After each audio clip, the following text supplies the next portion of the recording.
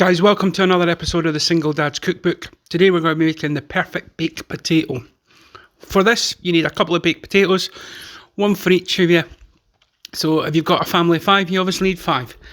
Now, very, very simple. We're going to prepare the potatoes first. So all we do is prick the potatoes all over. What that's going to do is that's going to allow the steam to come out to make them nice and fluffy in the middle, but also to let the salt and pepper that we're going to cover them in seep in to make the skins nice and crispy. So we'll just repeat that on the second potato.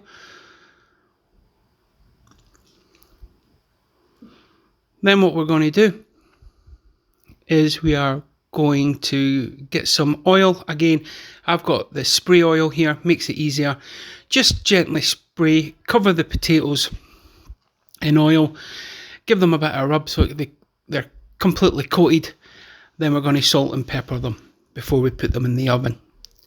This little bit of prep work makes all the difference. Guys, if you're new to the channel, please like and subscribe. The subscription costs you absolutely nothing. Okay, so we're going to wrap these in tin foil. Nice little parcels. That one tried to run away. As you see, I put it down before I actually, in the foil, before I salt and pepper it.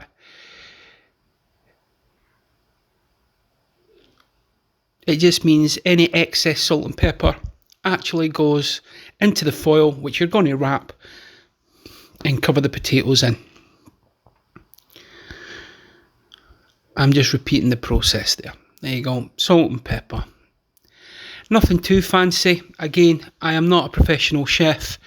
These are single dad's dinners, me and the family, baked potatoes, and it's all about leaving them in the oven to cook. Now, once I put them in, I'll leave this size of potato at an oven of about 180. It's probably a gas mark 3, 4 for about 2 hours. The longer you leave them, the better, the crispier the skin. I normally find about the 2 hour mark for this size of potato is perfect. Whilst they're in the oven, what we're going to do next is we are going to get the filling. Now, you can have whatever filling you want. The potato is a vessel for what you want to have. I always seem to have, nice and simple, bacon. I've got some bacon left over, some onion and some cheese. I find the onion, which I don't cook, I keep it raw, cuts through the fattiness of the bacon and the cheese. Just gives it an extra dimension. So you see here, just slicing the bacon into what you would call lardons or bacon bits and putting them in the frying pan.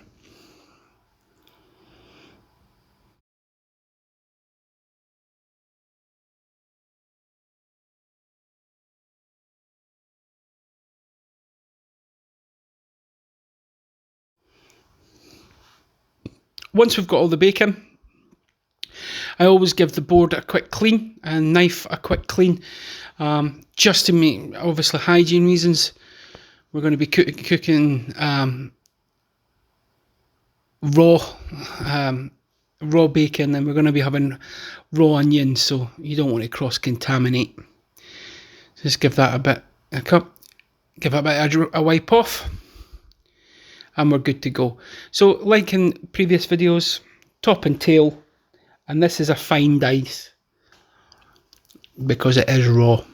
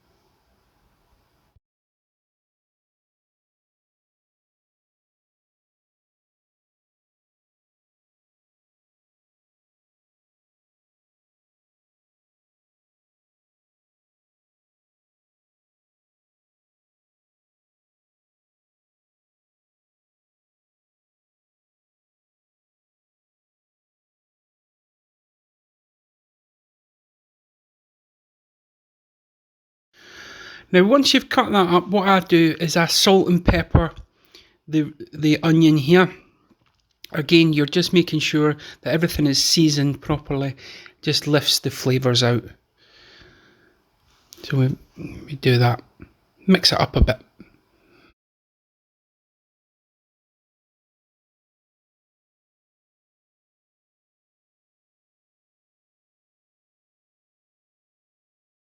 So after a couple of hours, we take the baked potatoes out. You can feel them, they're soft, they're extremely hot, so be careful.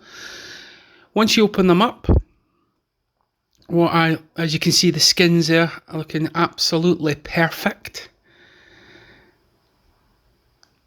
The salt, the pepper, the oil's done its job. I like to give it a little bit of crisscross. Give it a squeeze, watching your fingers, because it is ridiculously hot. There you go. You see the steam coming out of it. At this stage, all we're going to do is we are going to open it up a little bit, put a bit of butter inside the potato. I use a spoon. Again, just makes life a bit easier. And then again, I'm going to salt and pepper the inside of the potato.